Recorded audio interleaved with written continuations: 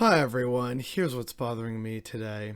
I guess I should talk about COP26, because that's been in the news for a while, and it's always basically, unfortunately, the news that's related to some kind of spin, right? So as an example, here's what I've seen, just casually, over the past 2 days from COP26. I've seen lots of news about, oh look, Greta Thunberg arrives in Glasgow and she did the fist pump, yay! The Canadian spin is obviously focused on Justin Trudeau, so, oh, where is he? Where isn't he? He was late. And it's like, can our media please cover something of substance from this? Other things I've seen are two international bastards, Narendra Modi and Naftali Bennett. It's like, oh, it's so great to meet you. Oh, it's wonderful.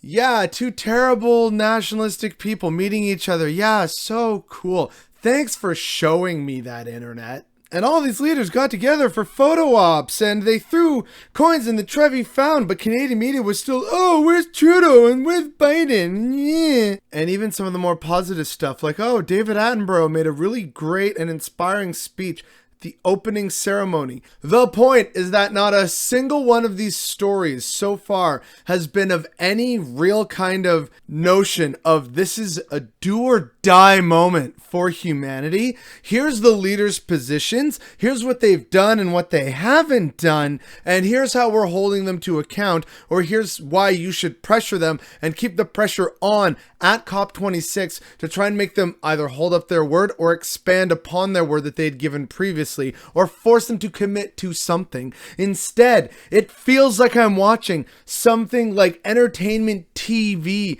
where it's all, ooh, look at all the world leaders and what they're doing and where they're meeting and who they're hanging out with. Is this a blossoming new international friendship? And it's like, I do not care about this. I care about the single planet we have to live on. Why on earth do you think I would care about any of the stuff I had previously listed? I want to know what their actual plan is for running down and ramping down the fossil fuel industry with clear targets and goals in mind. I want to know how they plan to get China on board, considering China is one of the world's main polluters and also home to a shit ton of people who we all want to try and work with so that we all have a planet to share and have decent lives on. What's the plan for getting states that can barely function to also be a part of this? What is the plan for holding actual large polluter countries outside of China, such as Russia, India, Brazil, America? Per capita, Canada is like one of the worst offenders in this regard, much of the EU. How do we get the developed world to say, yeah, we got to ramp this stuff down, and we still obviously have, again, for political reasons, a standard of living to maintain. So how do we keep that while also helping the world? Are we going to talk about how nuclear is actually an option for getting people a decent amount of energy in a transitionary period? What's the plan for getting lower methane emissions, especially from cows and just dairy and beef production? Does that mean we're going to actually stop deforesting the Amazon for cattle ranching and soy production? And if there is part of that plan, how do we go about doing that? Because Bolsonaro in Brazil is really not a fan of this. What is the goddamn plan here? Do we do the thing that some people have said of, oh, apparently if we feed cows seaweed, that really helps? Are we going to say, you know what? We're just going to cut our losses. We will financially compensate beef and dairy farmers. Like, that's probably not going to fly. So what is the goddamn plan here? If this is, as Boris Johnson, the eternal doofus of Britain, said recently, it's a 2 minutes to midnight or something like that is what he said, and we've got to act. Cool! What is the goddamn plan then?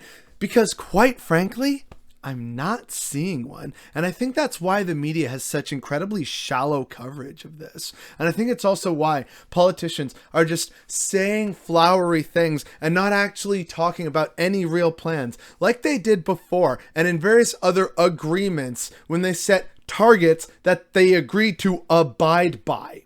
there is nothing for the media to cover because there is no plan, because the politicians don't want there to be a plan. They are very happy with the status quo, and by being politicians and world leaders, they have a very vested interest in keeping their political careers safe and healthy and active. And so the planet and long-term thinking be damned. And so for all the talk and all the coverage of this is do or die, are we going to do it? Spoiler alert. No, they're not, because it's not in their interest to do so, which is why it is all the more necessary and urgent for those of us collectively, people, communities, neighborhoods, cities, townships, regions, etc. It is all the more important for us to have to try and do the work and begin to take drastic measures and hold the capitalist class account, because there's no way they, at the top of their power structure, are going to hold themselves account and submit to the will of those of us on the very bottom. If COP26 is supposedly, a precipice that the world sits upon, our leaders are going to spectacularly fail. But that doesn't mean that we as a species and as a people have to. This, yes, is admittedly a little doomer in terms of nothing substantial is going to come out of this. And if there is, I don't trust these people to actually execute upon whatever plan or targets they set. But that is not to say that there is no hope. It's just that hope has to remain with us, and that we need to do more of the organizing and more of the planning and take measures into our own hands. And I'll see if I can find that old video where I list some ideas. Hopefully it's up there. Anyway, it is just so deeply infuriating and frustrating to me to see the media, which is supposed to do the job of informing people and holding our leaders to account. And instead, it feels like it's just a media circus that is nearly indistinguishable from entertainment television. And I'm supposed to believe, and the rest of us are supposed to believe, that this is somehow good, top quality journalism, and that they aren't even beginning to pressure and question these leaders and their motives during, again, a time that they are loving to say, this is a really important time. Well, then they need to do their jobs, and so do the political leaders. But unfortunately, I think deep within all of us, we know that's not going to really happen. And that is definitely what's bothering me today.